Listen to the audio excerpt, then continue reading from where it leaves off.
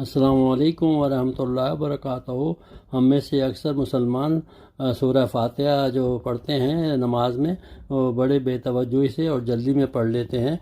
بغیر اس کا مطلب اور مطلب یہ ہے کہ اس کی روح کو سمجھتے ہوئے۔ جس دن سے میں نے یہ حدیث سیکھی ہے اس دن سے میں نے اس کو بڑے اطمینان سے اور بڑے سوچ سمجھ کے اور اس طرح جیسے میں اللہ تعالیٰ سے کلام کر رہا ہوں اللہ تعالیٰ مجھے اس کا جواب دے رہا ہے۔ آپ بھی یہ عمل کو اپنا سکتے ہیں۔ اللہ حافظ۔ السلام علیکم ورحمۃ اللہ وبرکاتہ۔ معطل مالک حدیث 186 پیش کرتا ہوں۔ ابو ہریرہ رضی اللہ تعالیٰ عنہ سے روایت ہے، کہتے ہیں کہ میں نے رسول اللہ محمد صلی اللہ علیہ وسلم کو یہ فرماتے ہوئے سنا، جس کسی نے کوئی ایسی نماز پڑھی جس میں اس نے سورہ فاتحہ کی قرأت نہ کی تو وہ ناقص ہے، وہ ناتمام ہے، وہ نامکمل ہے۔ مزید آپ صلی اللہ علیہ وسلم نے بیان کیا کہ اللہ تعالیٰ نے فرمایا، میں نے نماز کو اپنے درمیان اور اپنے بندے کے درمیان میں تقسیم کر رکھ دیا ہے، چنانچہ اس کا نصف حصہ میرے لیے اور نصف حصہ میرے بندے کے لیے ہے، اور اس نماز میں جو اس نے مجھ سے مانگا وہ میں نے بندے کے لیے میری طرف سے عطا ہو چکا ہے۔ رسول اللہ محمد صلی اللہ علیہ وسلم نے اس کی مزید وضاحت کرتے ہوئے فرمایا، سورہ فاتحہ کو پڑھا کرو کیونکہ اس سورہ کا نام اللہ نے نماز رکھا ہے، اور اللہ کے ساتھ بندے کی تقسیم اسی صورت میں ہوتی ہے کہ اس کا پہلا حصہ اللہ کی حمد و ثنا پر مشتمل ہے اور دوسرا حصہ بندے کی دعا و التجا پر مشتمل۔ ہمارے ذہنوں کے اندر وہ پورا خلاصہ رہنا چاہیے کہ 5 وقت ہم نمازوں میں سورہ فاتحہ پڑھتے ہیں، اور جس وقت ہم ایک ایک فقرہ ایک ایک آیت پڑھتے ہیں تو اس آیت کے جواب میں ہمارے شعور اور لاشعور کے اندر یہ احساس پوری قوت کے ساتھ موجود ہونا چاہیے کہ یہ ہم یک طرفہ طور پر پڑھ نہیں رہے بلکہ ہم اللہ سے ہم کلامی کا شرف حاصل کر رہے ہیں۔ کہ نبی پاک صلی اللہ علیہ وآلہ وسلم نے فرمایا، جو حدیث میں نے آپ کے سامنے رکھی تھی وہ مکمل نہیں ہو سکی تھی، کہ اللہ تعالیٰ فرماتے ہیں قسمت الصلاۃ بینی و بین عبدی نصفین، میں نے نصف نصف آدھی آدھی تقسیم کر دی ہے نماز۔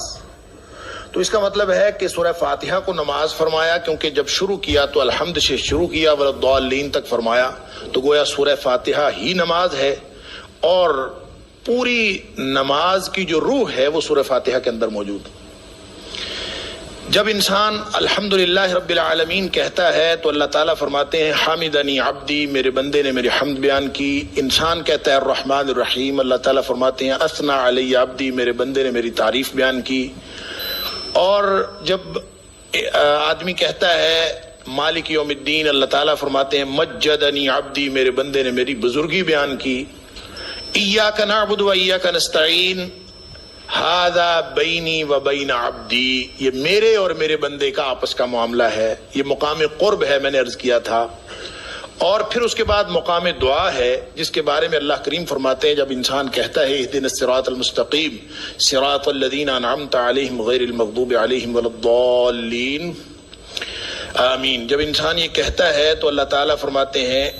کہ ھذا لعبدی ولعبدی ما سأل، یہ میرے بندے کے لیے ہے اور میرے بندے نے جو مانگا ہے میں نے اس کو دے دیا۔ میں صرف آپ کی توجہ اس طرف دلانا چاہتا ہوں کہ کیا جس وقت ہم سورہ فاتحہ پڑھ رہے ہوتے ہیں نماز میں،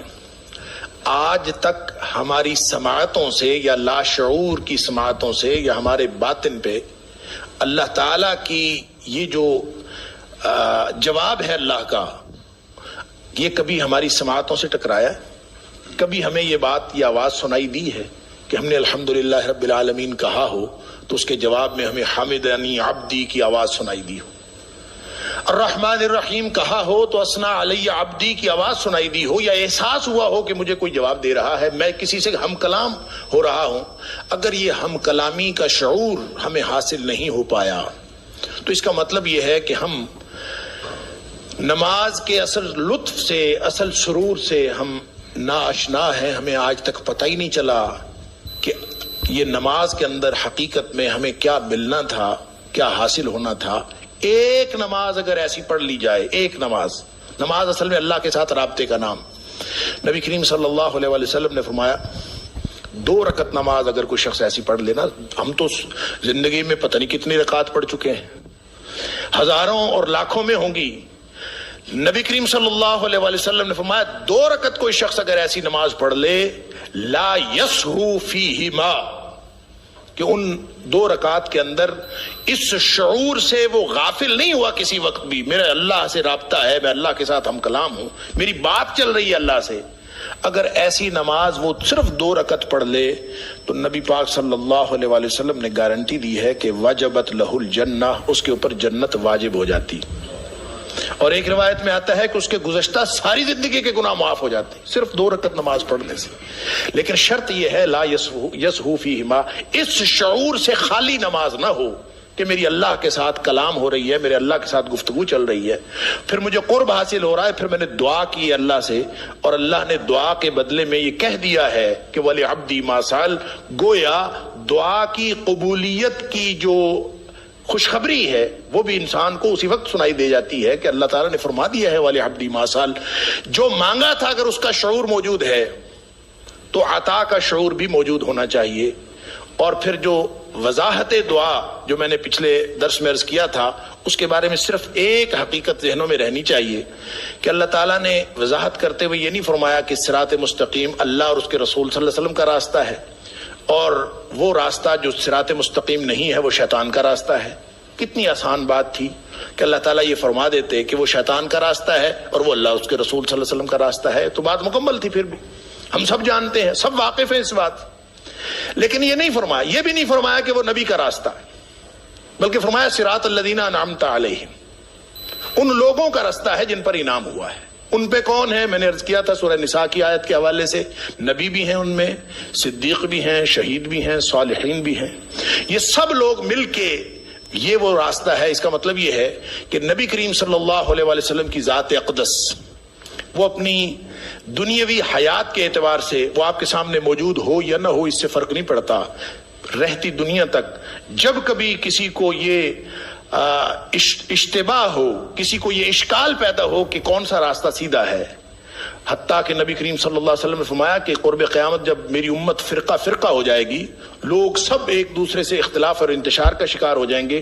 اس وقت بھی سیدھے رستے والے لوگ موجود ہوں گے. اور وہ کون ہوں گے؟ فرمایا ما انا علیہ واصحابی، ڈھونڈنا مشکل نہیں ہوگا. اس وقت بھی یہی دیکھنا ہے کون اللہ کے رسول صلی اللہ علیہ وسلم اور صحابہ کے رستے پر ہے. جو اس رستے پر ہوگا وہ صحیح ہوگا. گویا قیامت تک کے لیے عملی رہنمائی ہے کہ جب ہم اہدنا الصراط المستقیم کہہ رہے ہوں تو یہ کوئی مجرد فکری بات یا نظریاتی بات نہیں ہے، یہ پریکٹیکل بات ہے. اور ذہن میں یہ پریکٹیکل بات رہنی چاہیے کہ جب ہم اہدنا الصراط المستقیم کہتے ہیں تو وقت میں اس وقت میں موجود لوگوں میں سے کون سے لوگ ہیں جو ما انا علیہ واصحابی کی عملی تصویر ہیں، اور یہ دعا اس کے اندر شامل ہے کہ اللہ مجھے ان کے راستے پر قائم رکھنا.